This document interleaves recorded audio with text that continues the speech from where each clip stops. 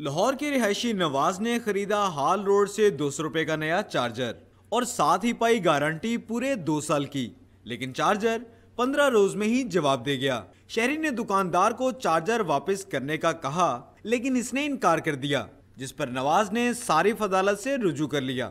ہم نے یہی سوچا کہ گارنٹی والا لیتے ہیں، چلو 4 دن اچھے گزر جائیں گے، لیکن وہ اس سے بھی پہلے تقریباً 10 دن بھی نہیں گزرے، اور سر اتنے پیسے بھی بندہ دے، ذہنی طور پہ بندہ پریشان بھی ہوتا ہے کہ اتنے پیسے دے کے بھی چیز اچھی نہ ملے، تو پھر بہت زیادہ پریشانی کا سامنا کرنا پڑتا ہے۔ درخواست گزار کے وکیل کا کہنا ہے کہ نواز کی طرح سب شہریوں کو اپنے حقوق سے آگاہی بہت ضروری ہے تاکہ بطور صارف کوئی ان کا استحصال نہ کر سکے۔ پاکستان جسٹس فورم کے نام سے ایک ہمارا وہ بھی ادارہ بھی ہے جو کہ اس چیز کی اویئرنیس دے رہا ہے، لیکن وہ بہت کم ہے۔ جتنا بڑا ہمارا معاشرہ ہے، جتنے لوگ ہیں، ان کو واقعی قانونی اویئرنیس کی ضرورت ہے۔ صارف عدالت کے جج طاہر نواز خان نے دکاندار کو نوٹس جاری کرتے ہوئے آئندہ ہفتے طلب کر لیا ہے۔